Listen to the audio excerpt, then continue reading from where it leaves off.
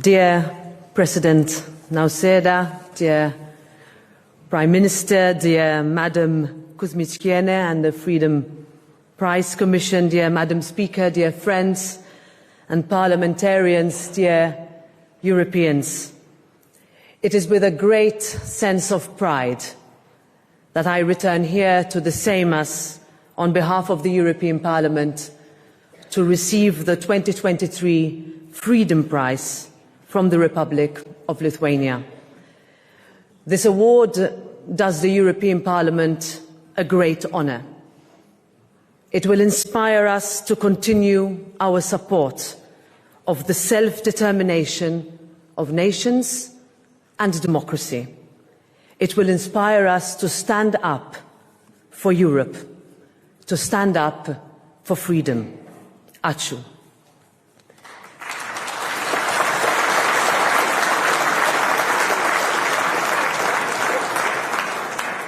This honour is made all the greater as I am here in the historic hall of the Act of 11th March, alongside Petras Plumpa, a deserving national hero, recognised today for contributing to Lithuania's achievement of freedom and independence.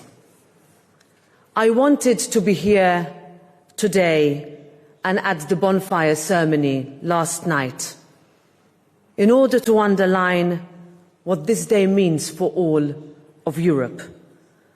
Those 14 sons and daughters we remembered yesterday are not only Lithuanian heroes, they are European heroes, icons of freedom and democracy. Their memory lives on in the light of the bonfire and in all of us who stand on their shoulders. Ladies and gentlemen, Lithuania knows only too well what is at stake, why we need Europe to stand up for our freedom and for our values, why we must stand firmly for Ukraine, why Europe must be the light that the world sees. The European Parliament receives the Freedom Prize against the background of Russia's continued brutal and illegal invasion of Ukraine. I see Lithuanian colleagues here who had long warned us that Putin's ambitions were in direct opposition to what Europe stands for, that the independence of neighbours to the east was in jeopardy. The European Parliament stood firm from the very beginning.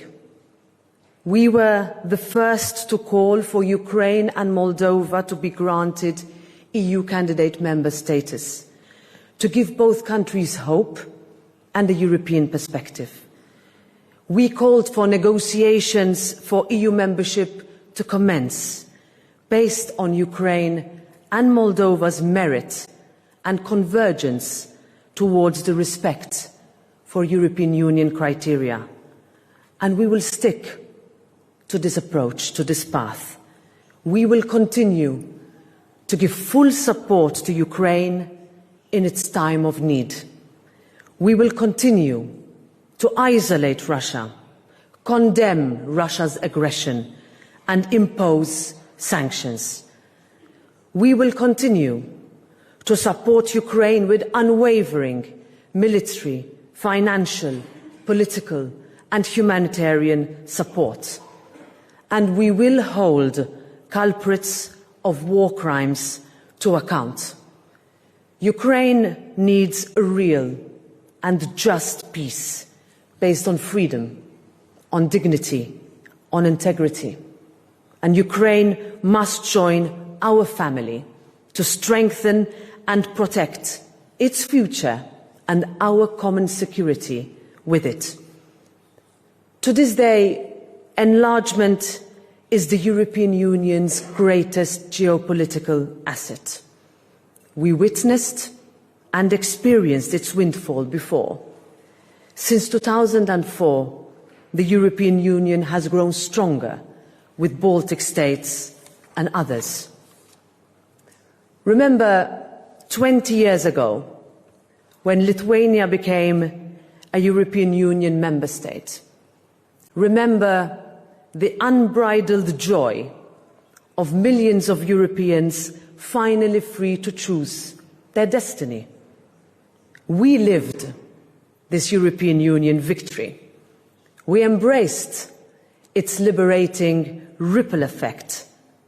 Today, millions of Europeans reap the benefits of it every single day.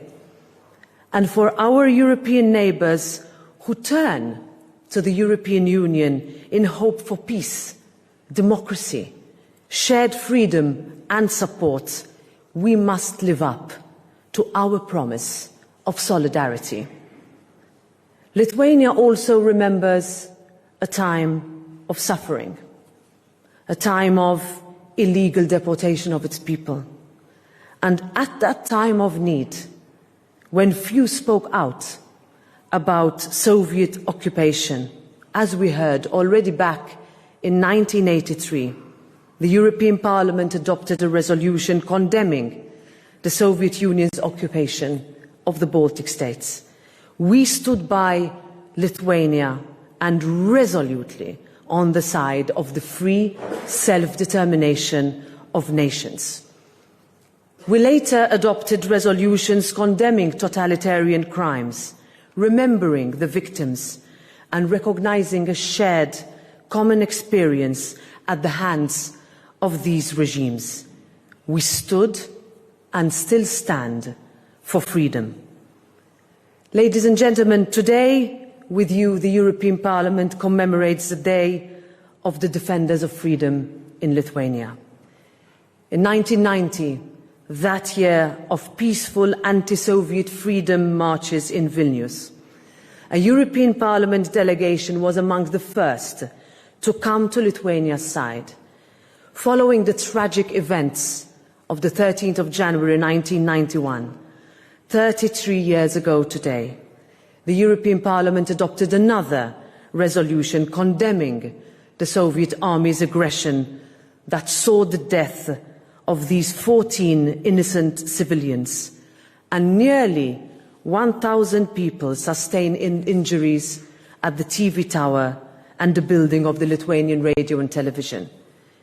We celebrate Freedom and Defenders Day because it symbolizes all that is still relevant today: freedom, fearlessness, foresight, and Europe's calling to step up onto the global stage before other global players step in.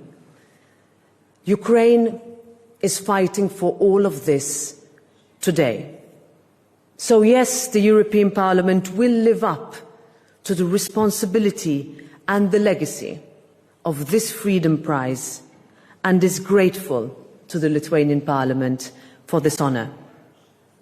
Dear friends, if the past few years of geopolitical challenges have taught us anything, it is that Europeans stand more to gain from being united. And we have many accomplishments to be proud of. Europe has given open possibilities for Europeans to travel, study, work, create businesses in a great space of freedom.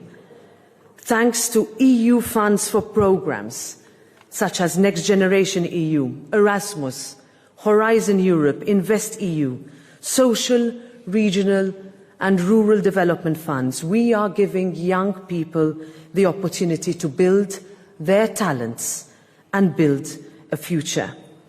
The success of our European currency and the single market is a reflection of our collective willingness to work together, to look at the bigger picture for the prosperity of our people.